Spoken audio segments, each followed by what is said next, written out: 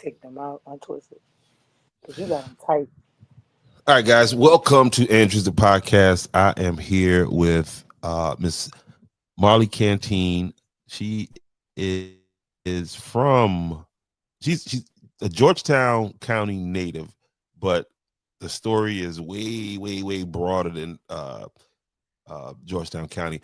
I met her by phone maybe almost a year ago, and so we kind of connected through the phone, and then finally she moved back to the area, and she she some people describe themselves as a videographer and this and that, but what she does more is art, and her art encompasses her digital, her videos, her photography, her music. um she's the definition of a creative. And again, when we linked up by phone, because I just started to move into this area, and I guess we kind of gravitated to it the same way. I know. uh, Let me stop with all that. First of all, Marley Nichelle. See, I'm sitting there calling you Marley Canteen. You got Marley Nichelle. You know, threw a curveball on me. But first of all, welcome to Andrews the podcast. Thank you, man. Thank you. I appreciate it. All right, no doubt. Now that I've gave everybody a wrong name, can you go ahead and give us a little bit about yourself? Introduce yourself to those who don't know you in Georgetown County. My name is Marley Nichelle. That's my artist name. I go by that name, and I am from Choppy, South Carolina. I am everything that you describe a creative, but I like to identify as an artist, because I feel like my work is artistry, even down to journalism. Um, I do a lot of work that surrounds Gullah Geechee culture, diaspora, and African diaspora. And so, with the work that I do, it's to not only inform people, but to help heal people, help bring people back to their roots. I like to look at my art as a form of like a Sankofa experience, going back to see what I can bring forward to, you know, preserve a new modern day culture of what Gullah Geechee culture is, and to enlighten people on how we have evolved as a culture over the years. So, I like to let people know straight up, being from Georgetown County, that I am Gullah Geechee and I represent my county. And I look at myself as an ambassador for our nation, and the work that I feel like we all do as artists, it gets overlooked a lot because people don't see our work as a form of, they don't value it. They don't look at it as a tool to be guided, especially when it's coming from people that look like them. So I feel like people like me, you, who do this work, it's important for us to do it because we control our narratives, and that's something that's very important to me when it comes to my work is controlling our narrative, telling our stories. I don't like my stories to come from an oppressive way. I like to give it in a very liberating way. So I take something oppressive and turn it into something liberating. It's just my way of, healing not only myself but my people. So that's why the work that I do is very important, and I'm passionate with it because I want people to heal, back to their roots as we are evolving into a era in life that, if you notice, life is changing. And I'm not against change. I'm all for change, but I don't want to erase my culture in the process of us developing and growing and progressing. So that's why I'm very heavy on preserving our culture. No doubt. You brought up the word Sankofa, and looking through some of your work on YouTube. I'm gonna share this video first, and then we'll talk a little bit about that on the back end of that. Let's see how this goes.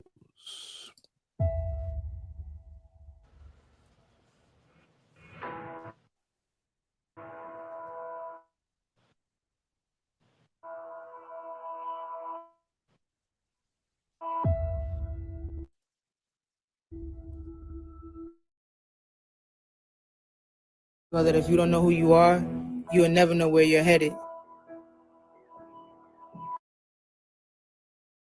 Leaving out of your normal environment into a new one is challenging. you don't get to see yourself.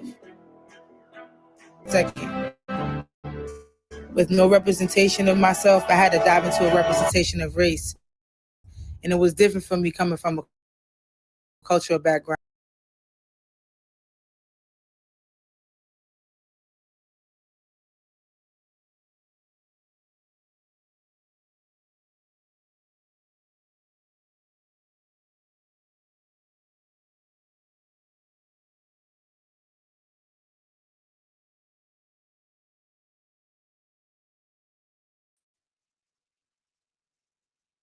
All right, so let me stop this on the back end there. All right, so that didn't work out because I don't have a strong feed over here for some reason. I turned off everything. I thought that would come through the way it was supposed to come through, but it did not. But Sankofa, Mm, talk a little bit about what that means. You pretty much taught me something. Because I've heard the word before, but I never had a reason to like And then I looked at um, your trip back to back to Africa. Um, mm, and also you mentioned Charlottesville. mm, Um, you mentioned a lot earlier, and in mm, that piece where you were saying that coming out of the Gullah Geechee mm. culture, living in it is almost as if it's like I make the analogy. It's hard to see the picture when you live inside the frame, right? Right. Correct. And Correct. so, what was that experience for you when you left? What was your relationship to the Gullah Geechee culture when you were here? Mm. What was that growing up here? So for me, like growing up in Georgetown County, I grew up in a majority black space. So, my high school didn't integrate until what was it, 2000? And so, I came along. Whoa! So time out, time out, time out, time out. Hey, put the car in reverse. Hold on now. You said your school didn't integrate until what year? 2000. Yeah. I don't really Okay. see nothing wrong with it, honestly. I'm Uh, being coming from a majority black background. Um I really want to shine light on Choppy High School mhm. because I feel like a lot of people overlook that history in Georgetown County. Knowing that Choppy was a predominantly black high school. Uh, if you listen to a lot of the generations of people that came through Choppy, that was a space for them to thrive. And that's how I feel like my upbringing was. I came up during the Choppy era, before Choppy closed. So, the parades, like everything about my life growing up was HBCU, like a HBCU life. So going to a HBCU wasn't foreign to me. I grew up in the AME church. I am So AME. what you're saying is going through Choppy High, that connection, it was almost like you were on an HBCU campus going to it. You know what I Yeah. mean? Yeah, it's like I Okay, was living in it my I whole got you. life. Like I it's just like understand. I was just been living in it with Choppy. Everybody loves Choppy band. I think it could be compared the same as to Andrews High, I'm a Mm, it can't. mm, no, because you talking integration happened in Andrews in 70. Uh, Damn. Oh wait, can and we curse on here? yeah, Oh, damn, in, that's a long. Okay, yeah, in we have 70. I come. think it was We behind in Georgia. yeah, I think Well, me 70. and Choppy, we behind on this end of the woods. 78 was when it was mandated. Yeah, but I think Well, we didn't 76 we didn't probably get it been until 2000, man, which is wild. But you got well. Now that we think about numbers. that left But then back too, I would like to look at it when you're talking about numbers. I wish there were some statistics as far as grades and you know what I mean, some things that we could Yeah, uh, facts. go That's back why it's and important look to at. preserve. That's why it's Yeah, important to preserve a lot of these absolutely. things. And if there are people, that have like older people who still have like how Penn Center has on St. Helena, a lot of the school it has preserved a lot of the work, report cards, stuff like that to show. So that's why, I think it's really important on preserving things to be able to have statistics, to be able to have the knowing to know. to No show doubt. how the excellence. I feel like a lot of people thrived out of Choppy. We got a lot of great people that came out of Choppy High School, and all the surrounding communities that made up that school. Like it just, Y'all got a yeah, huh? y'all got a real legacy of it. I know from the sports aspect, y'all Mm-hmm. got a connection to the NFL that before the Peyton Manning brothers were the first Mm-hmm. brothers in the NFL. Facts. Y'all Choppy had done that. Like, listen, I'm telling you, Mr. Spears was my chemistry teacher over at Andrews High, right? And they slept on Mr. Spears the whole time he was there. He was, he was the track coach, and then he was like the special teams coach on football, right? But Mr. Spears left Andrews High, went to Choppy, and won state titles in Choppy. You know what I mean? Because it was just another example of these talents that get overshadowed. You know what I mean? For whatever reasons, and Right. once they're able to thrive, once they're put in an environment that they can thrive, they do that. But yeah, that I'm interested in that because again, I remember playing Choppy, and then all of a sudden there was no more Choppy. Because Carver's Bay came along, we integrated. And I think for me, like I really wanted to go to Choppy. I was hurt when they closed because I feel like the energy, the spirit, the momentum that the community brought, like communities brought together, it just made you want to go, especially the band. Like I live right down the road from Choppy School, so I So can you walk could to hear that. Choppy. You could hear You that could hear band, in my backyard. I could hear them practicing after school. no doubt. So things like this, like um being in the culture, like I said in the video, you don't get to really see yourself because you're always in it. So when I Absolutely. moved to Charlottesville, when I got to Charlottesville, I'm like, okay, I go from where I'm a majority to now I'm a minority. Hmm. And the majority is white people. It's a predominantly white city. So that was culture shocking to me. I remember my very first day in Charlottesville. I went, just sightseeing because I love history. I love to learn about history. I love to connect dots. I like to make two and two make sense. I just love doing stuff like that. I'm always eager to learn the history. So I started like going around Charlottesville and just seeing what Charlottesville was. And I remember a lot of white people would say I would be saying words wrong. And I'd be like, I'm sorry, it's just the way that I talk. And at first I was like, are they being racist? That's what I'm thinking in my mind. Like, what's wrong with how I talk? I didn't find anything wrong with it. And then one day somebody black said something to me about my dialect. Like they brought it to my attention. They asked if I was Jamaican. I got that a lot. Like, are you Jamaican? And I thought it was because of my hair. I got locks. I'm Bob Marley. I love Bob Marley. So I'm thinking like, well, maybe, they just stereotyping me when no, they said that I had a dialect and I said things a certain, like I didn't say words a certain way. So I was just like, oh, okay. And I remember calling home and saying it to somebody and she was like, we Geechee. And so that's when I had to like really look in within myself. So you know what I started doing after that? Researching Gullah Geechee culture. And so now I'm outside of the corridor, researching inside of the corridor. And once I started doing that, I started to see me in a space that I did not relate to. I learned in that space. I learned about gentrification, redlining, redevelopment.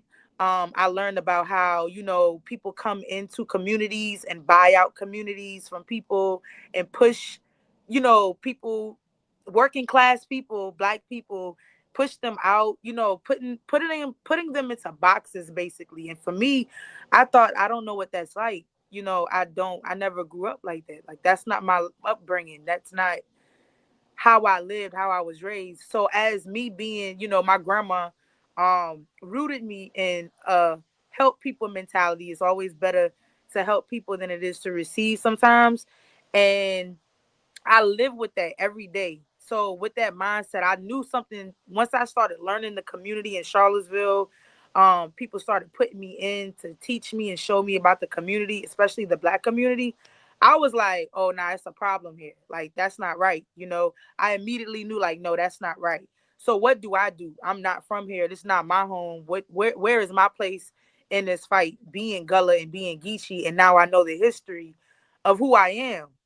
And I use my culture literally a lot to survive in Charlottesville.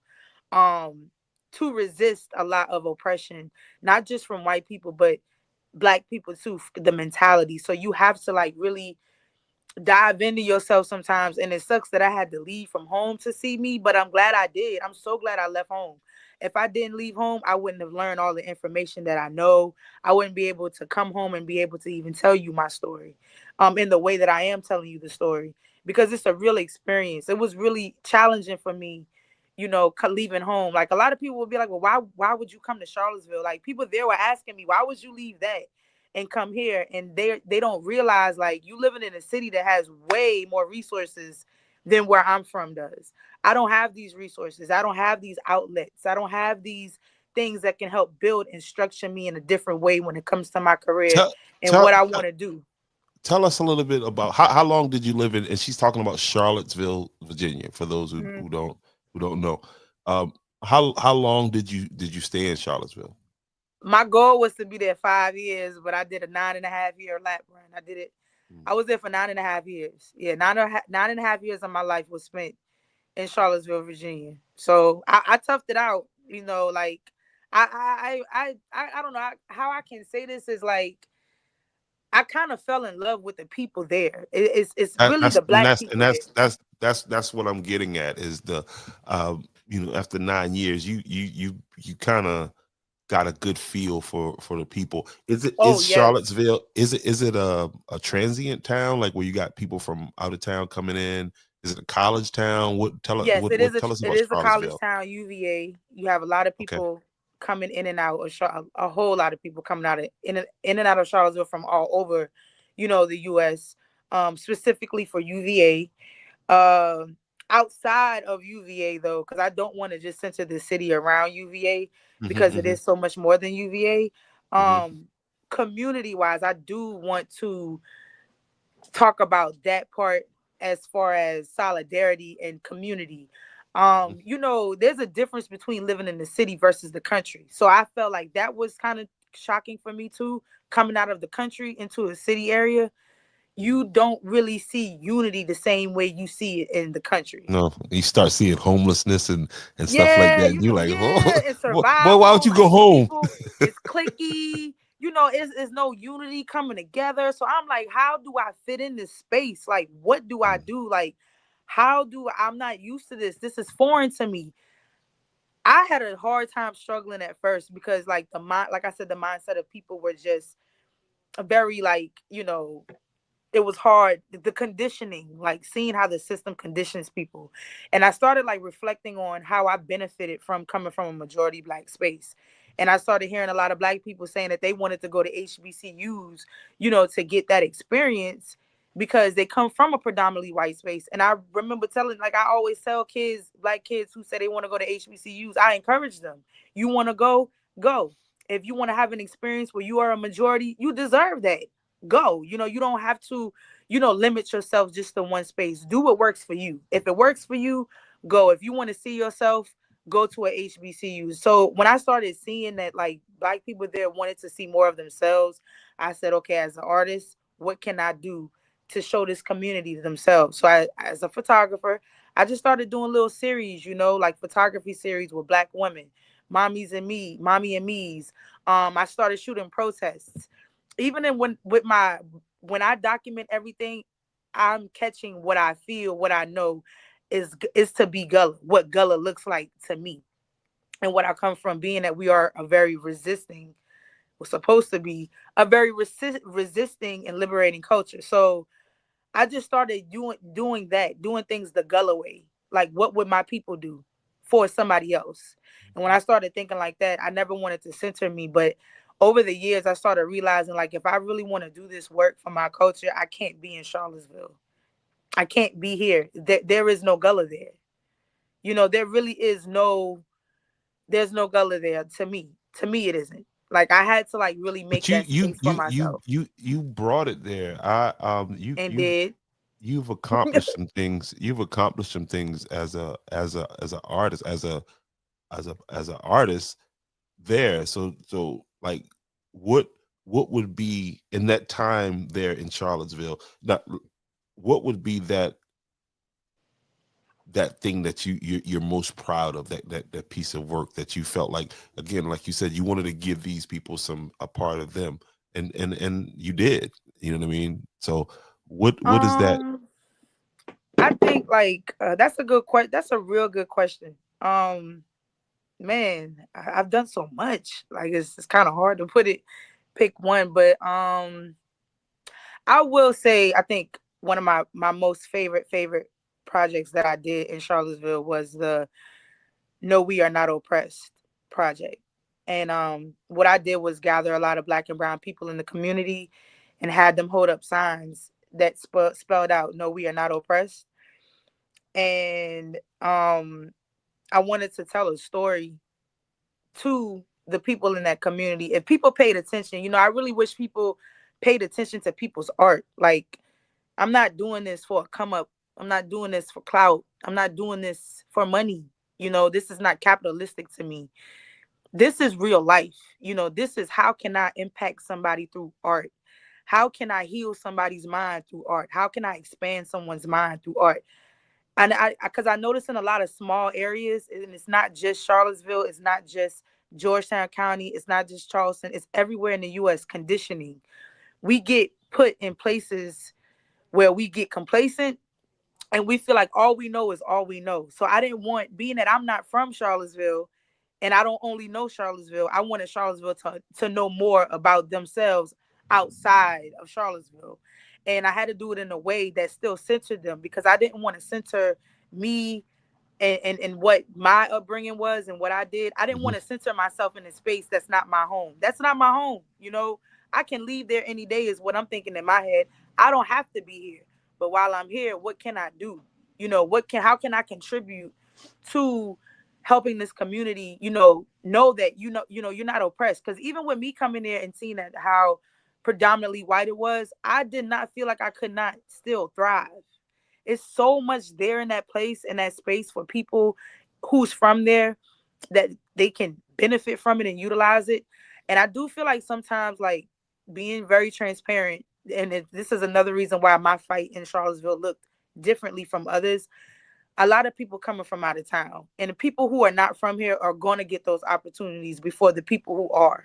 I don't understand why that logic is like that because I feel like people who are from there should be able to have first access to resources, first access to get things, because these are the people who are born, raised here. This is their home. This is where they live. And I just think that sometimes like people overlook them, like, Familiarity breeds contempt. yeah. And it kind of feels the same here in Georgetown County. So moving back home now that I've been in Charlottesville and I But have that first, but first, you just celebrated a birthday, and did and happy birthday 1107. T, eleven Thank oh you. seven. Happy, I really and appreciate that. I really yes, do. you were down, and I was following you on online. You was chasing the monkeys. Did you find a monkey? Nah, I ain't found one. I was looking, but I Then really was seriously looking because I wanted to oh, cover the story. listen, I wanted to I'm for all revolutionary acts. So if the monkeys got a story to tell, I would tell their story. this my monkey lens. I was, and I don't live that far from down that way, so I was about to head down there, and Yeah, you should have. That was a perfect lens. That would have been a perfect lens to get the perfect shot. but I'm But scared yes, to I did spend my birthday down in the corridor. I actually spent it in most of the corridor all the way down to Savannah, Georgia. So, but thank you for that. okay, and tell, I mean, would you share with us some of that experience, as much as you would like to Oh share with us. man. Oh my gosh. Are you talking about the island hopping? The island hopping. Where'd you Okay, go? so Kind I of. island hopped. I started from Mount Pleasant and I started at Isle of Palms, went all the way down the coast, Sullivan's Island, Johns Island, James Island, Seabrook Island, Hilton Head Island, what was it? Tybee Island. So Mhm. those are the islands that I did. I didn't get to go to Edisto. I got to get back to Edisto. I'm thinking about going one day next week to Edisto, but that experience, if you've never island hopped the coast, in South Carolina down to Georgia. I want to go further down to Florida. My goal is to get down to Florida. But if you've never done that, you should really do that because although the spaces look the same, the energy, like South Carolina is really a portal to me. This is a portal. The land here on the coast is like a portal. If you follow Sarah Days' work, The South is a Portal, it will really enlighten you so much about how ancestral down here is. So I came up with that idea for my birthday off. I mean, it was just random. I just randomly did it. I was like, this is what I want to do.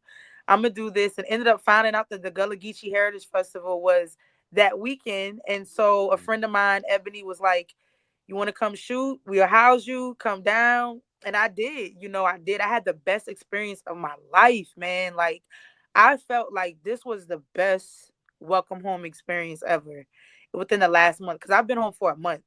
So So to what be is that? able to be embraced, it's like, oh, this is like a Sankofa experience for me. This is my Sankofa experience. Is that because you're coming back with, again, like you said, you had to get outside of the picture and then then see yourself, and then Mm-hmm. now you're coming back in connected. Like I think that's the Very biggest thing. I think that's the biggest thing, the biggest issue where people they don't. We gotta you gotta be connected to something, and a lot of times, I have people talking to me about. Uh, Last couple years it's been a running joke where somebody wanted to give me an award um for uh for Juneteenth, right? mm-hmm. And I find that jokingly, not in disrespect to the Juneteenth thing, but I'm still literally searching for my great grandparents' grave right there. In other words, I think we should connect, locally and then Mm-hmm. expand out, and I think that gives people that strength. You know what I mean? When you're connected to something to where, you're just not swayed by this and that. So, but in the True. 4 months that you've been back, what has been your Wait, I just experience? been here for a month now. Hold on, a month, not four. Oh, okay. And in the One. month that you've been back in Georgetown County, what are you observing? Like from First of all, also salute to you on the work you did for the Olympian, the Miss Jefferson, Oh right? That's the yeah, last yeah. name. Shout out to Melissa. Melissa Melissa Jefferson. Yeah, Thank shout you, out to thank you, her. thank you for that. Yeah, I had to That get that her. I that had to was make sure that Melissa Jefferson Day looked exactly what it needed to look like. Unity within the culture. So, thank you. For saying that. Melissa has a beautiful story. And she's a great representation for us in Georgetown County, not just as an athlete, but as a person. There's so much about her, that I admire. I got to sit in her interview and just listening to Melissa at her age, we need people like her. We need black women like her. So shout outs to Melissa. no doubt. So, another question about Charlottesville. Like when you went to Charlottesville, how did you? I'm sorry, kind of skipping back, but Are it's you good? important. We want to know, how did you? So you went into Charlottesville with a camera. No, I didn't go in with a camera actually. So I went so in with a voice. okay, I was singing. I started off singing. I did a video. Oh my gosh. I did a video back in 2016 where I randomly asked Adele for some free tickets and it went viral. And I was only in Charlottesville for like 6 months, 7 months. And I was like, oh snap, I'm going viral now. And this was when going viral was hard to do. Like, you had to be talented to go viral. This is that era. So it's nothing like how it is now. Anything go viral now. But then it yeah, was like shocking to me because I'm like, whoa, I just moved up here. I'm going viral. I asked this lady for some free tickets. I was not serious. I was just playing around. If people know me, I joke a lot. So it was just something for fun. It was a parody.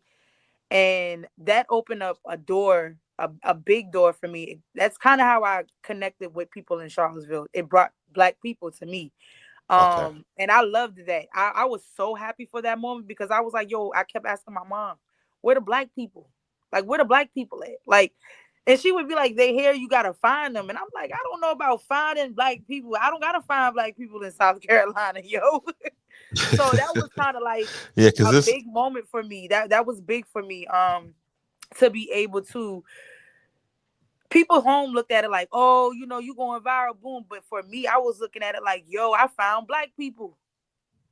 That made me It feel was like it was a connector for you. it was. I finally felt like, okay, I found my people, so I'm good. I finally felt comfortable. I could feel comfortable. Um, I felt like, I'm like, okay, now I could really do this. Aside from going viral, I'm like, okay, I could really do this in Charlottesville. I felt like as long as I had black people, I could really go far as like what I needed to off the strength of my connection has always been to black people and seeing black people thrive. Seeing white people thrive does nothing for me, and I noticed that in Charlottesville too. Like, I'm happy for you, but I go harder when I see black people thriving. I don't know why it's that. I don't know. Maybe it's because I grew up in a culture, I mean, in a community where black people thrive a lot. We have a lot of things going on that shows us how we can thrive. But that's how I got into Charlottesville. I was singing at first. And this was in 2016. I moved in 2015, June 2015. And in January 2016, I'm going viral. And it opened up a door of opportunities. And I just took it. It was a trial and error thing. You learn. Um, you make mistakes, you get back up and you keep going, something that I learned. And then in 2019 is when I picked up a camera. I was like, okay, singing is fun. I love it, but I don't like to box myself in. I know what I can bring to a table with my You did gifts.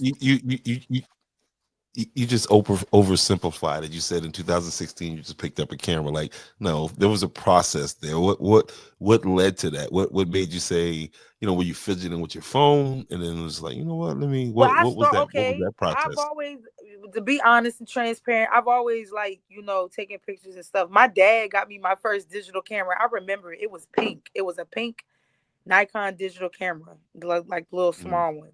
And then he ended up getting me later on, like he got me a video camera, like where you put the little tape inside and you record with your mhm, little hand mhm. like this and you just record. I got that. And so I've always had a thing for the art, but I feel like, I was pressured a lot to find a career that would make me money. And Mm, I mm. wish I did not think like that when it came to you know, um, what I really wanted to do in life, because I feel like if I had stuck to the camera and, all of that, I feel like right now I would be so much further than where I am now. But I don't regret it because I really am happy that over 4 million people got to hear me sing. Like, that was like, singing really did open a door for me. And once I realized that I have a voice, I can sing, I'm like, okay, cool, I can do that. But what else can I do? What else can I bring to the table? What else can I offer? Myself. And that's when I picked up my camera in 2019. I'm like, okay, I started with my phone. I was using my phone at first. And then I was scared to get a camera, but I did. I did. I just did it. Like, I was just What like, was I'm your just going to do it.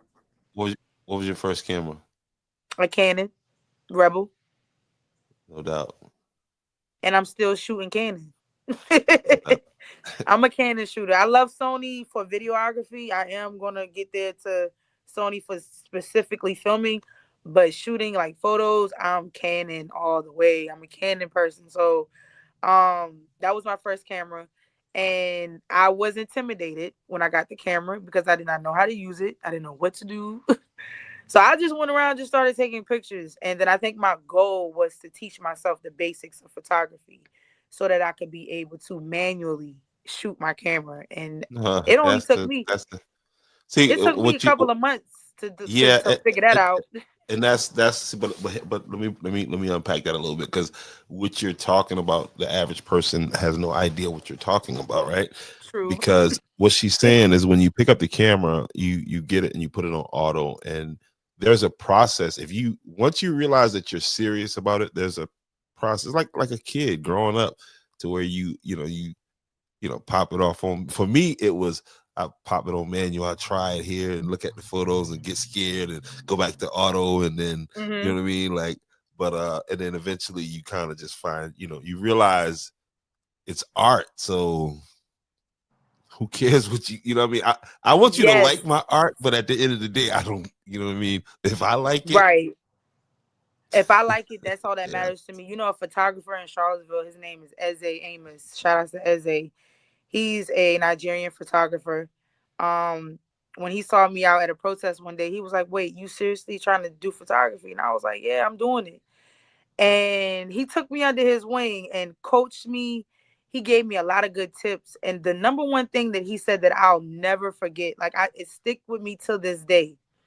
He told me when you take a picture, don't worry about the details like of the editing and stuff like that, because nobody's going to zoom into a picture and count the pixels and all to see the pixels and all of that.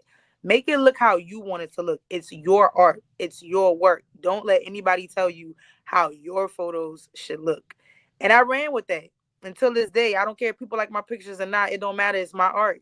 That's my art. You don't have to like it. It's just cool. This is my eye.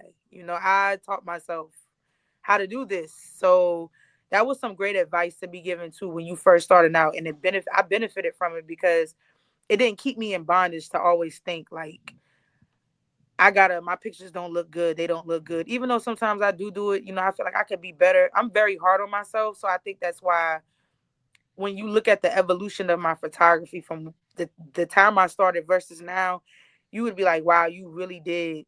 You can see the work and the consistency you put into like perfecting your art. And I just never stopped. I just never stopped. I just kept going. And a lot of people don't know this, but my career really took off of practicing. I wasn't professional when I was out there shooting my first year.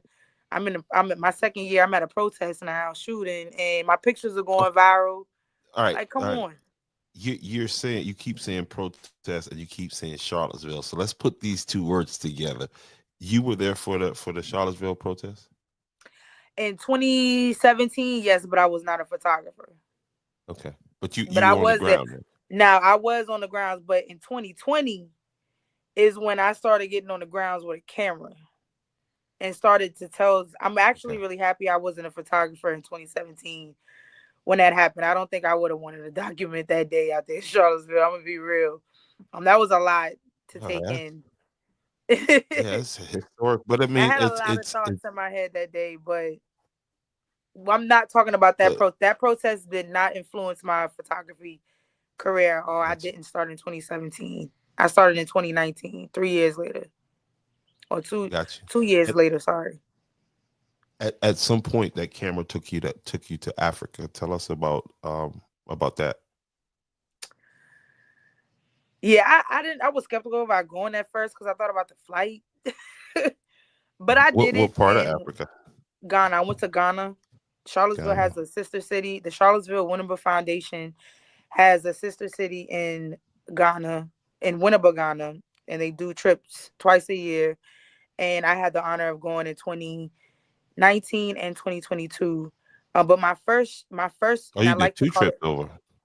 yeah, I like to call it a return though. My first return Mm. to Ghana was I was blowed because I at that moment I was like it was in my face then like Gullah was right in my face in another on another continent in another country in another space, same mentality, same way of life, community, farmers, sharecroppers, kids being free, running around like just having fun.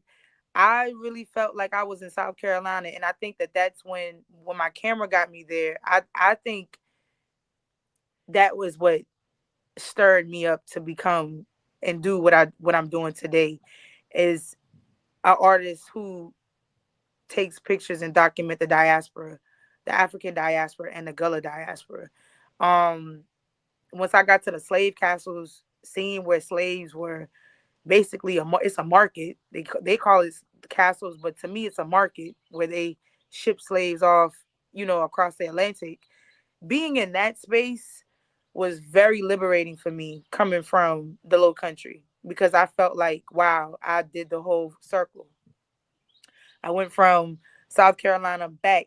I returned to the castles and I'm walking in a space where people, died, cried, they were being tormented, tortured, killed, and a lot of people would receive that as something very sad and hard to deal with. And seeing people already in the space crying, My ancestors, my Geechee ancestors was just like, don't you shed a tear for me, you know? Don't you cry for me. This is the sacrifice that I was forced to do. Appreciate what I made for you. Appreciate what I created for you. Appreciate what I rooted for you all in the corridor. Appreciate that. Don't cry about it. Empathize. I empathize with them. But in that moment, my ancestors were literally talking to me. Like I could hear them saying, do not cry. Do not be afraid. Do not be scared.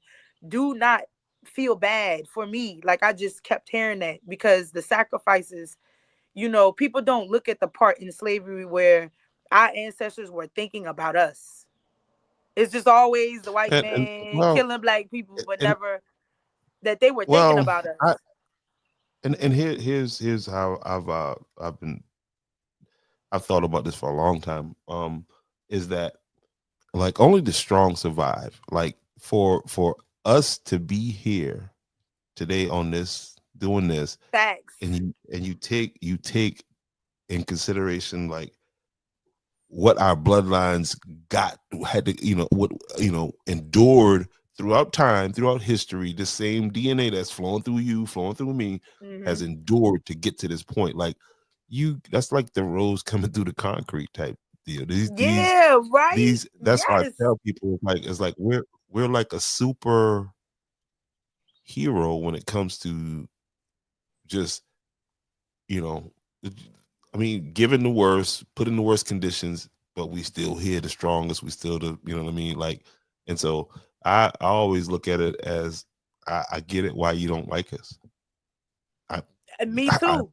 I completely Me too. understand. I understand why y'all don't like us. I get it. You, no matter what situation you put us in, we're gonna thrive in it. Yeah.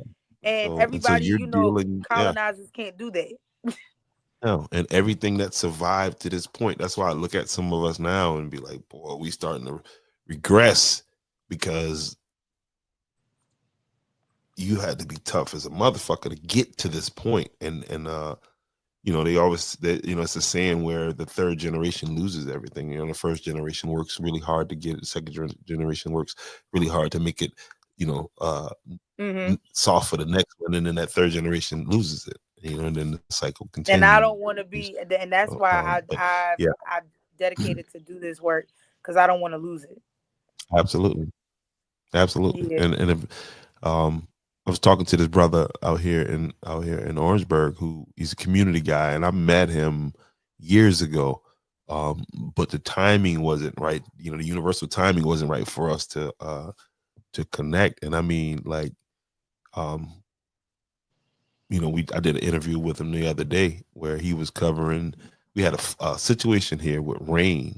It was a major situation, Mhm. and you would think that some of it would be covered on the news. These major highways closing, but here's this brother, you know, who got a landscaping company and getting out doing the report, walking the Walmart parking lot, letting people know this major highway is open. You know what I mean? And now he's getting he's the people here, and like I was telling him, bro, we got to do this. Like, we want to do this all the time. You feel what I'm saying? But Mhm.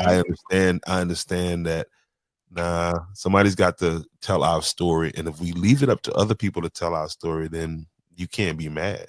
Right. And to piggyback on what you said too, to go back to your question when you asked how has it been home in Georgetown, that you saying that just now, about how artists like we have to keep these stories going and narratives.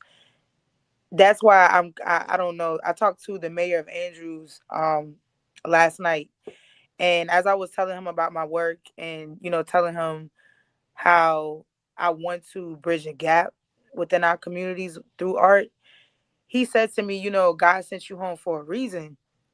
And I kind of like understand now because I really didn't want to come home. I was afraid that I would not be able to still thrive. I wouldn't be able to still have the resources that I needed to continue with my art. But at a point I was just like, okay, who cares? I'm home. I don't care. I'm home. And when I got home, I started noticing that everything that I learned in Charlottesville, I'm starting to see it here. And the difference between Charlottesville and here is what what I love about Charlottesville, people are not complicit. They are not complicit. They speak up, they advocate, they call out, they tell it like it is, because to them, I voted for you, so I have a right to hold you accountable.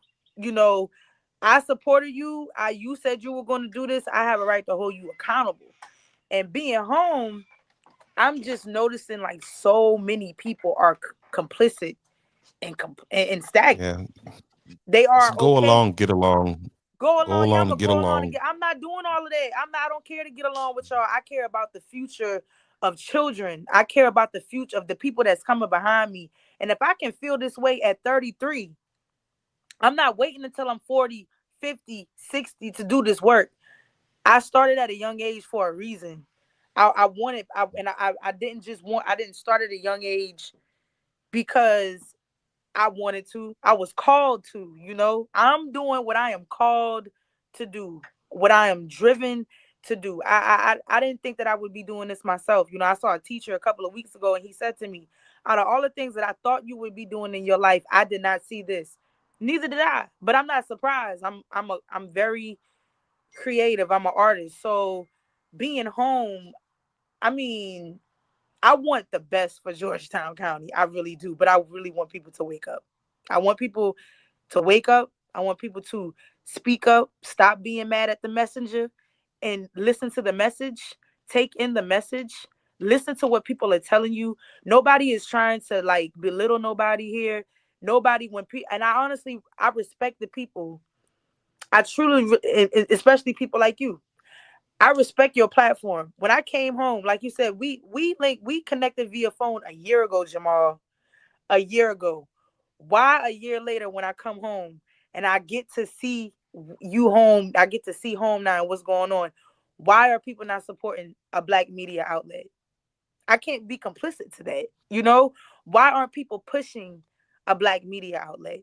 Y'all all on Gab News, but y'all never on Jamal's media outlet. And this outlet is doing what? Giving information, letting you know, being in the know. And even though it's based on in Andrews, you don't just specifically, narrow it down to Andrews. You talk about the county as a whole. You are enlightening people from a black narrative. To me, it makes me feel like black journalists narratives don't matter, and I don't like that how people here make it seem like the work that you do, it doesn't matter because your work, you know is very revolutionary. It's resistance. Yeah. It's what Gullah Geechee people are. So when I And me being home and seeing this, like I'm like, where is my place in this fight? I want to make I really do want to start a black media outlet, but I'm thinking like, if we already got Jamal, why do I need to do it when I could just push Jamal? People just be creating the same things here that is already established when we could be supporting one. I don't need to make a media outlet. I can support Jamal's. If Jamal need me on the ground to go do something, I can go do this for Jamal. So like, being home has just really showed me that if I stay complacent, I will get stagnant.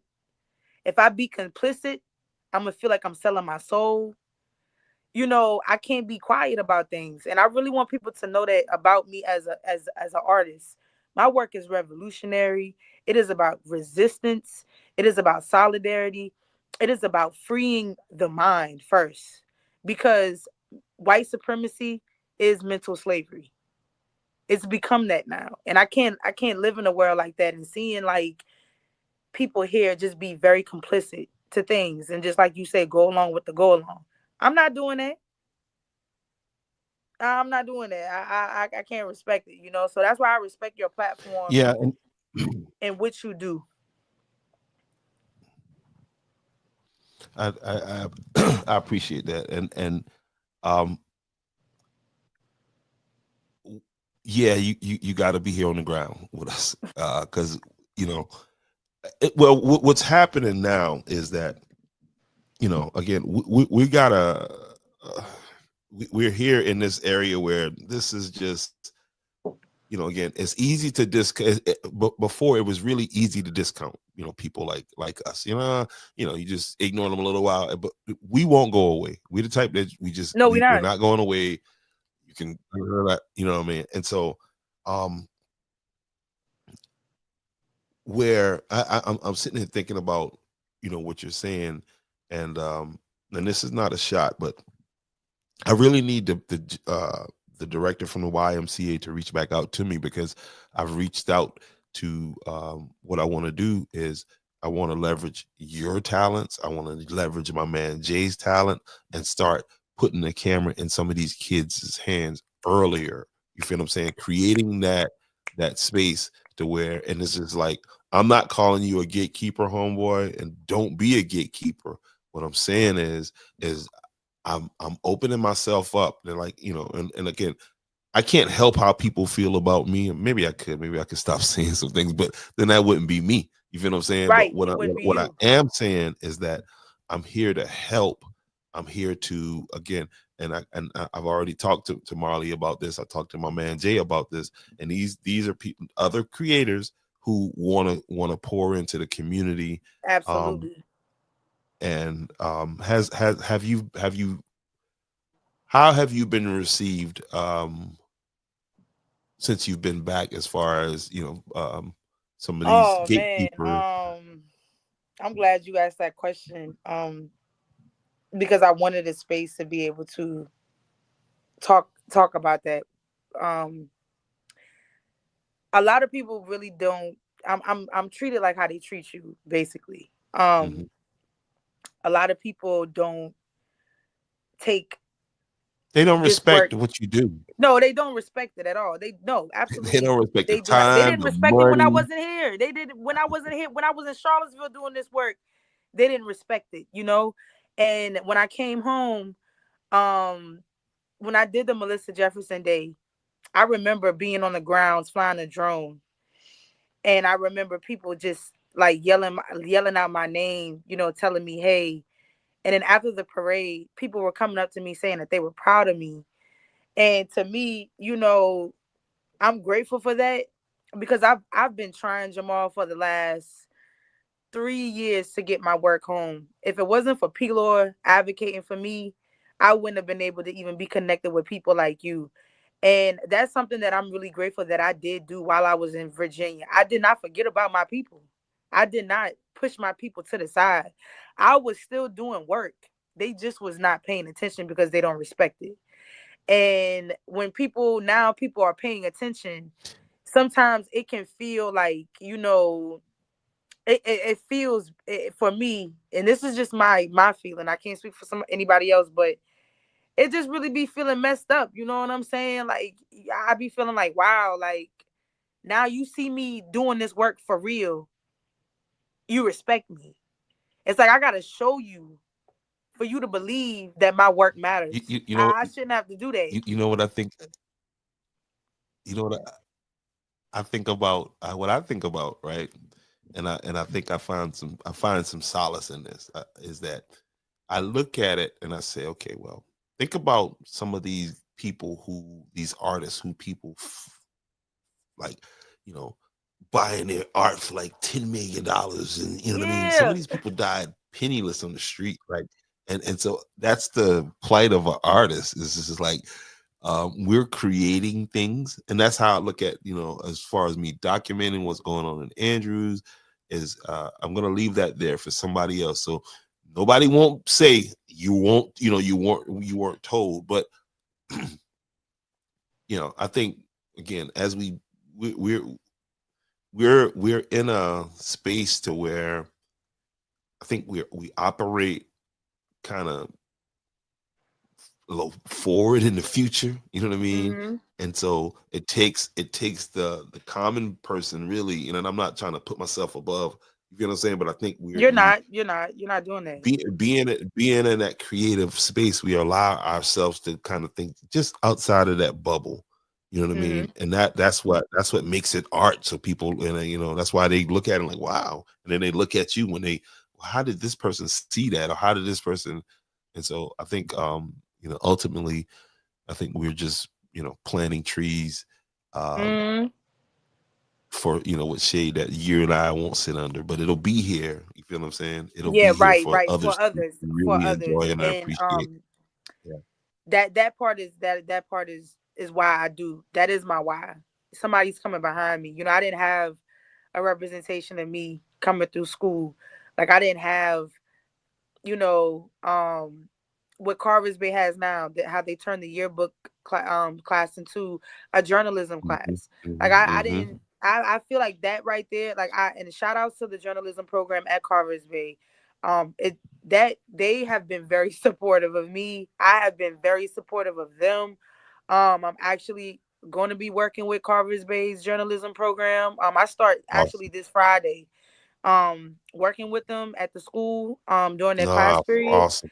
Yeah, helping them with the cameras in their hand, helping them have their own eye, ask like any questions they have. They're working on something right now, so that I can't really give details about, but contributing No doubt. to helping them, you know put it into play, Bring like Bill, because bring it to life. these kids got it in them. They got it They in do. them.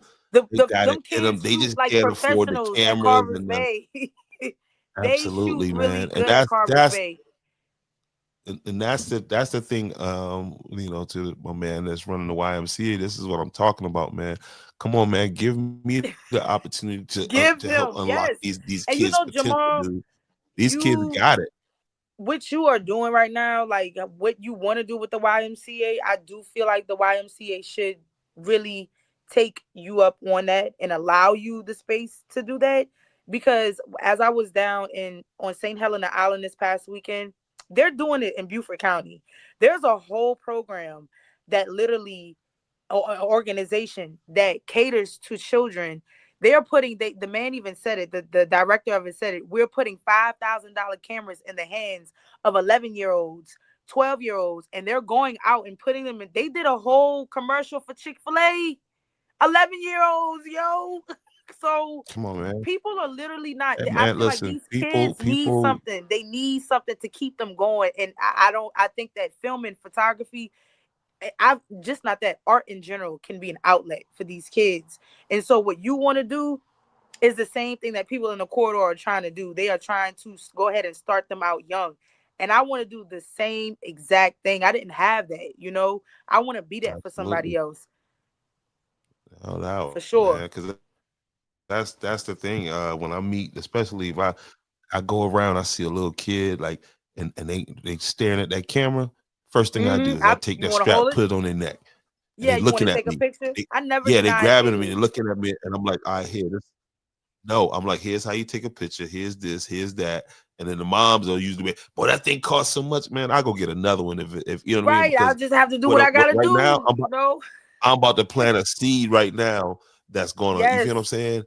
And I mean, I've had them where now, I keep a second, third camera where I'm shooting in the take that and now I'm interested in seeing, you know, what it is. And like my daughter loves to shoot, and I'll get her and she'll shoot. And I'm like, all right, come on, let's go back and talk about, framing, Mm-hmm. centering and how to, yeah, but Mm-hmm. that's the whole thing, man. And that was my thing about the when I came in contact with these folks um, in Georgetown County, who's I guess the leaders on the Gullah Geechee, um, historical, the gatekeepers, I call them that.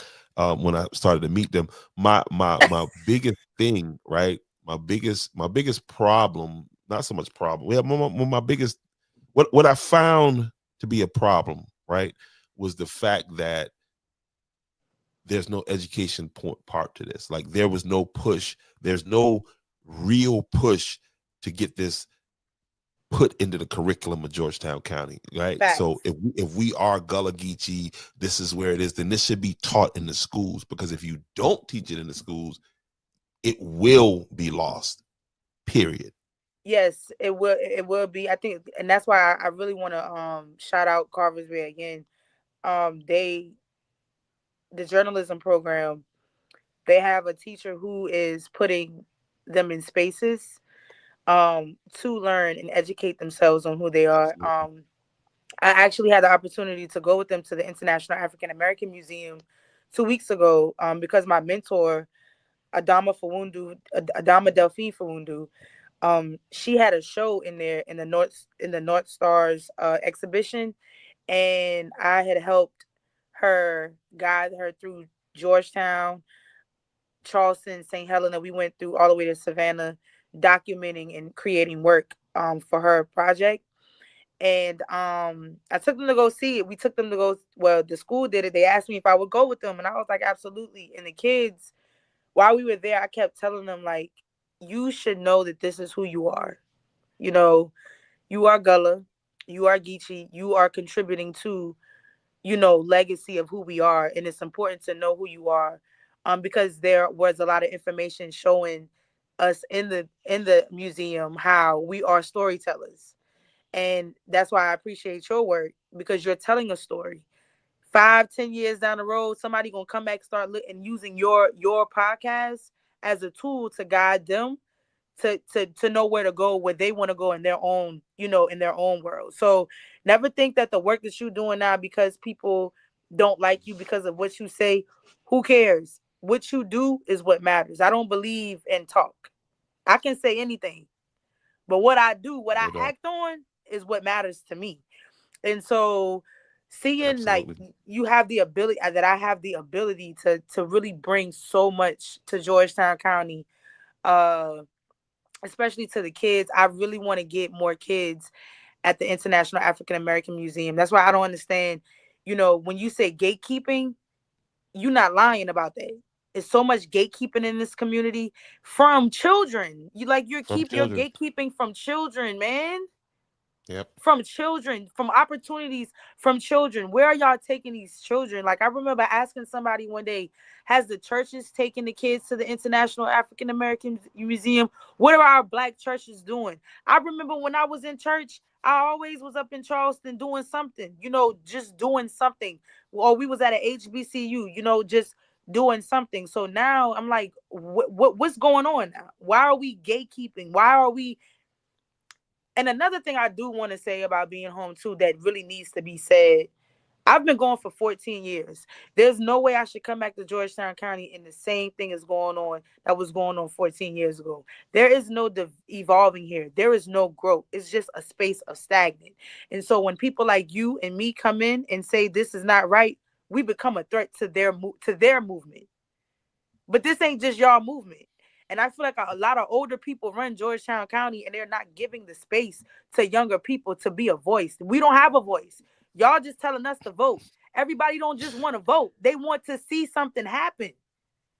They want people to Yeah. act on. So, it's really disheartening for me being from here to come back. And I'm looking at people that I looked up to growing up as a child, leaders in this community, gatekeeping from us. How y'all expect us to progress? Like, no, we should not evolve based on how somebody else wants us to do it. We should evolve based on how we want to do it. We should have the control on how we want to evolve. And that's why I'm grateful that we even having this conversation for you to say, hey, YMCA, put me out there. We trying to Yeah, and evolve. that's you're right. Georgetown County needs an infusion of young new thought. It's stale. It's Thank you. it's but on our side, on our side, as far as the black community, we got to get people that's not past my age, that don't wait until past retirement to decide to get their ass off the couch and then Thank get out you. here and Thank into the you. fight. Um, Where and were and you it's in your again, 20s, 30s? exactly, and so that's why, again, that's why what you're doing, you being there, you having access to the school, being able to inspire kids, through your work through there, that's important, man. And again, shout out to Carver's Bay for allowing you access again, because that's the Yes, thing. that's major. And I'm really grateful to have It's the back of my it, to have my high school have my back into bringing more opportunities for children, community, and like just being able to like, have the support from the people that I need the support from. That's all no that doubt, matters. Like I sometimes I no don't care. doubt, I could be out here by myself. It could be me. no doubt. It could be me against 4 million people. I'ma still stand on what I believe. Yeah, and so and I'm gonna tell you something else that I thought about, and I had this thought when I was sitting, I was taking pictures for Kidogo Farm at the Rice Mm-hmm. Museum, right? And I'm sitting there, and so understand I've been in Georgetown all my life, going to Georgetown, so, but I've never interacted with Georgetown as an artist, right? As a photographer. So Mm-hmm. I'm sitting there, and you're looking different now. You know what I mean? Same front street, but I'm looking different now. And it was the first time I ever noticed those buses that always been coming there, right? But I never noticed them. It's like, it's like how the people say you can't see the forest for the trees. Well, I couldn't Mm-hmm. see the buses because it was just, what I mean? And then so now I'm seeing these buses and I'm saying, well, okay, boom. Um, what the hell are these people? Where are they coming from? And now I'm realizing these people coming from all over the United States to come down to learn about us. And Yes. so that's Yes, they are. that's why I said it's a matter of economics because Yes. man, can you imagine them coming down, learning about us from us? You feel what I'm saying? Not having to go to whatever. What I mean, I'm about to get into some of these plantations, but I'm not gonna throw them under the bus. But because they making money. They're doing businesses. It's really Mm-hmm. not their fault that we haven't learned how they have uh, monetized our history, and And we that's should be they're doing that. I'm glad you said that because it not just plantations, but they're monetizing the culture as a whole. Like, don't you know down in Charleston, Mhm. as I was in Charleston, well, Mount Pleasant, um, Charleston too, they're naming shopping centers Sweetgrass. Like what? Why would you name a shopping center Yes. Sweetgrass? Because if I name this Sweetgrass, You ever been to white people California? gonna come here and shop. You ever been to Ain't California? no. Yeah, I have been to California. I've been to San Francisco. Yeah. Okay. Yeah, okay. You notice everything in Spanish. All the cities, all the streets, all the roads. Yes, the names. How did you say that? The Okay. names. San True, Francisco. true. How did you say that? So it's the Well, same until you get same thing into going on here. like in San Francisco, you got the Mission District. But I did pay Oh attention yeah, to a lot of yeah, the yeah. names of the streets in San Francisco because I was really intrigued of the how it's built on hills out there. Oh yeah. So I I did used to pay live in notice of that. Alameda. I But used to yeah, live in Alameda. they use these people's cultures as names. Oh, they're and that is called exploitation Mhm. because But I who's mean, benefiting it's from it? You know what I learned this weekend, man? I did not know this. I was mind blown when I learned. I learned so much this weekend, but I learned that South Carolina, the state of South Carolina, receives about 29 million billion dollars. I can't remember if it was million or billion. It could be billion. I wouldn't be surprised if it's billion. But they receive that 29 billion billion dollars in a tourists. year in tourism on Gullah culture. And now tell me, Jamar, who in the corridor a billionaire and got that money? Okay, so like I Do they said, look like now you you and me? guys Do they look like you and me? no, and that's what I'm saying. Those numbers came to me when I was sitting there in Georgetown, and I'm starting to look at these buses because I Thank walk you. into I'll walk into a building, like especially if someplace where I paid to get in, and just naturally I will look around, scan the room, and get a count on how many people in there because like okay, so they made this at the door, like, and so I'm looking at them buses and I'm like, I know them bucker pay good to get on them bus right there. You know Yeah, what I they mean? did. Plus, Who you know, benefited from it? uh, Who and, benefited from it though? and again, that's why I stopped taking them serious when I realized nobody's advocating to the state, who sets the curriculum to why there's no real push to put this as a part of the curriculum because now you will raise, you know, like and we Yeah. kind of fall apart after that because I'd be like, shit, if it's that important. Yeah, I could go on about that. I could go on for days about it. That's why I said I don't like that there's so much people here complicit going on with the go. You see something wrong and you are not gonna say nothing, but then we get criticized when we see something wrong and we don't say nothing because this is how y'all conditioned and programmed these people to be. That's why I choose not to be like that. I don't want to be like that. I don't want to be conditioned. I don't want to be programmed. I'm not a robot. I'm a human being.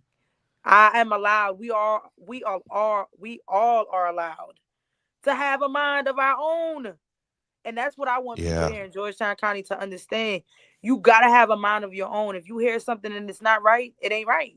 If it don't feel right, it's not right. So Yeah. Yep. that's Yep. why Yep. today they got buses coming to Georgetown. All when while we here, I do want to say being outside of Georgetown for the last couple of days has shown me that all eyes right now are on Georgetown, South Carolina. We are like people are Why watching wouldn't us. it be? They, All eyes are on us right now, this is and the for listen, people to show people that we Georgetown being County. complicit, nah, I ain't getting down. I can't get down with that. I'm not being complicit. I'm Listen, sorry.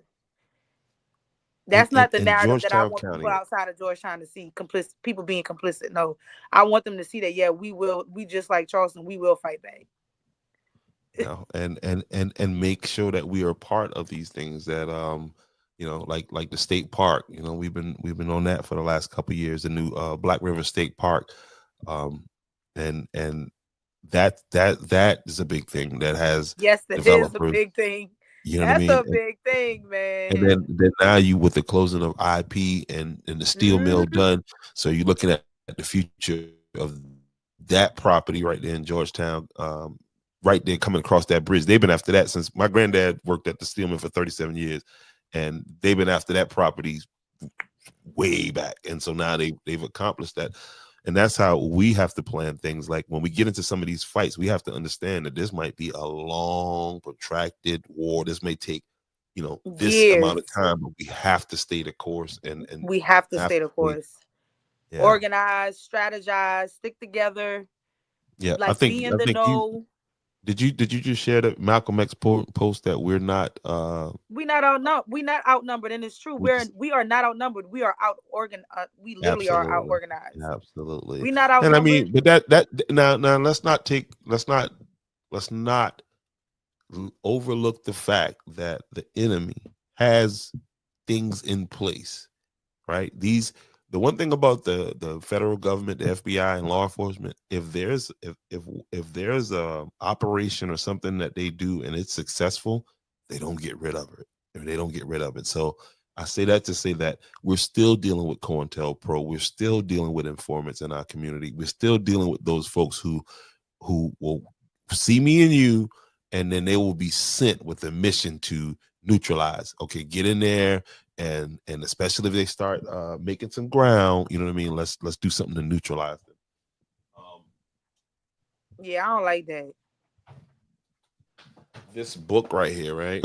This book, I recommend this book to everybody, and the book is called "It's Insight: The Revolution Will Not Be Funded Beyond the Nonprofit Industrial Complex," and it talks about how these 501c's are used. You feel what I'm saying? Like they'll funnel money to those organizations that just kind of keeping the status quo. But when you start pushing to where, okay, now you start to liberate minds and you starting to really, produce these type of, or what they'll call radicals in the community, and what I mean, just people that's going to say no, no, no, no, no, no. Well, hold up, you start doing that, and then you will lose your funding. You know what I mean? But this book, it details cases on top of cases of how And um, I'm glad you you said know, it because I don't like it, that either.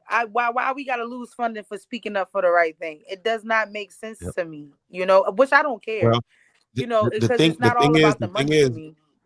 but it goes back to what you said earlier. We got to support.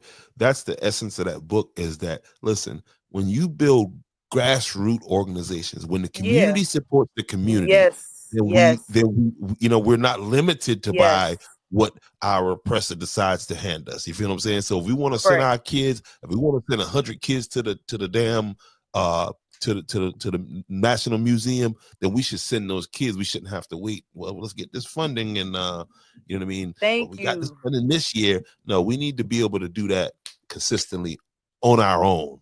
Mm-hmm. On. Thank you. Thank you. We have to strategize Literally, we got to be able to take care of ourselves. Like, depending on other people to do that for us is we will be waiting. We would is they will be the same. They will be thinking the same way in 50 years if we depended on other people. And Absolutely. That's it's the no perfect waiting. place. Nobody got time to wait on y'all. Y'all either get left or That's it. get caught up. So definitely respect to that. I gotta read that book too. I gotta check that book out.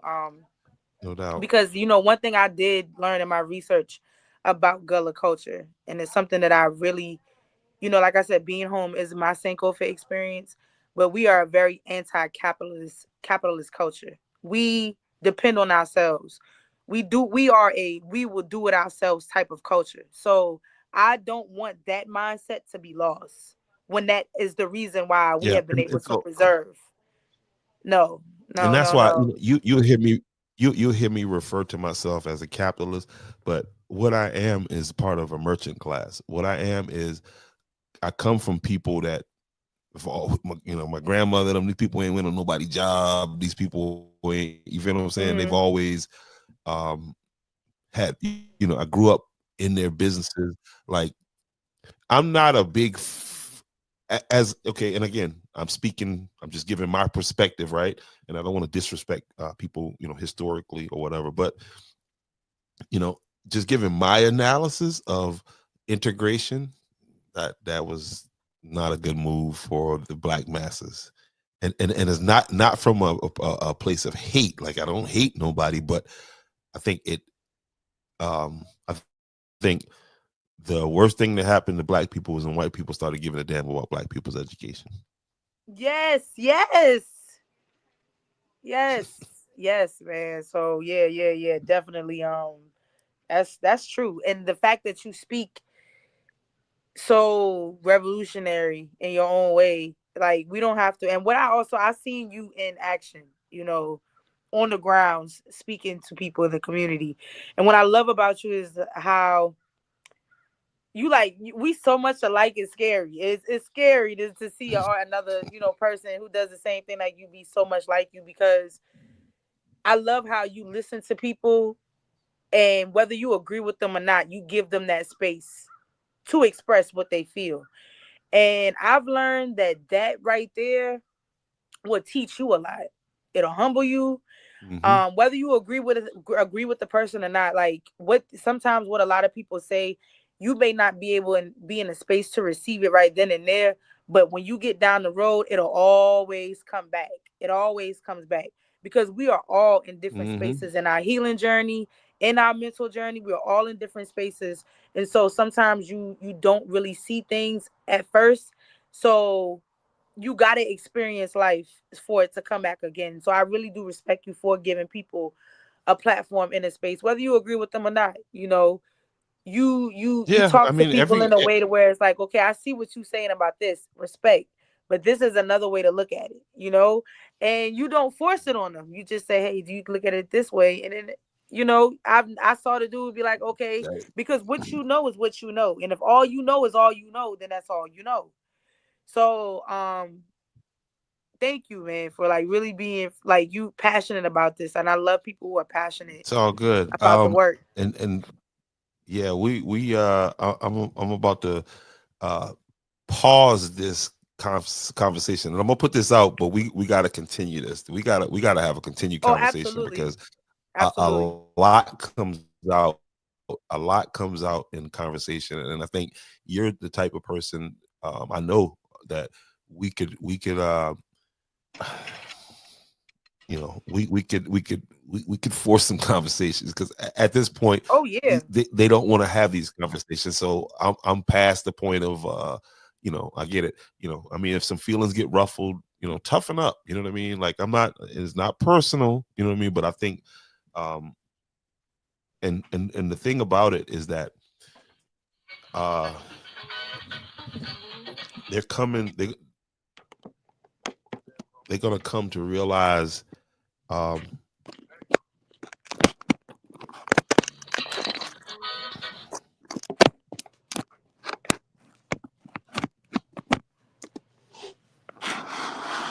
they're gonna come to realize why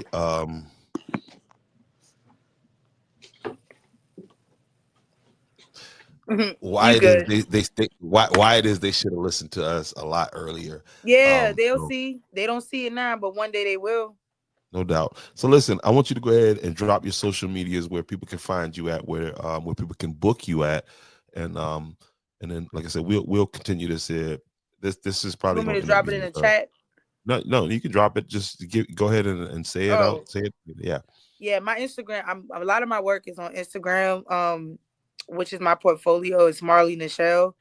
If you go to my Instagram in the link bar, I have the links where you can see my link tree, and my link tree will show you all of my work, my publications. Marley Nichelle again, Marley Nichelle with an N as in no. Um, yeah, that's most of my basically how it's spelled on the screen. Is just Google that. I mean, go to Instagram. That's my Instagram, TikTok, and I also just started my filming media outlet where I'll be doing films because I am working on a film right now. I'm organizing for it, but it's called Mama Canteen, based on my grandmother, Linda Canteen, who worked for the Georgetown County Solicitor's Office for over 30 years. I'm doing a story on her to preserve her history, her culture, and her work.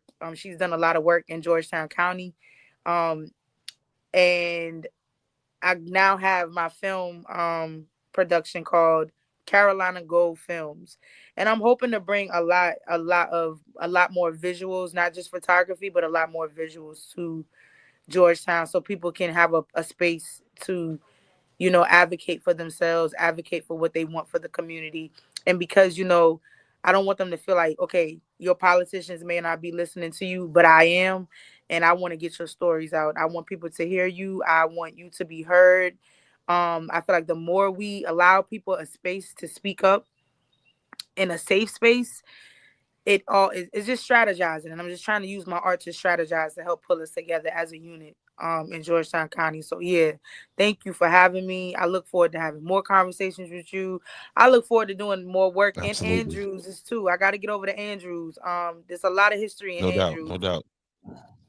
but yeah, definitely want to Yeah. thank you, man. I appreciate it for real. It's all good. It's all good. Everybody, you see it right there. You see the spelling right there. All right. That's where you can find that on Instagram. Y'all make sure y'all go and do that. Again, we'll be doing because I definitely want to help you, put some kind of whatever you need me to do on that And on that that. same with you. I want to help you. I actually want to bring photographers and videographers in Georgetown County together. So yeah, definitely look forward to if we can just be that if we could just do it. They say with two or three are gathered, Hey man, that's all and that's everybody it. else will That's come. it. That's it. So all right, listen, we're gonna put a pin in this right now, guys. I appreciate you. If you've been here this long and you ain't hit the like button, I don't know what's wrong with you. I really don't know what's wrong with you at this point. But Facts. anyway, I appreciate you. Let me end this stream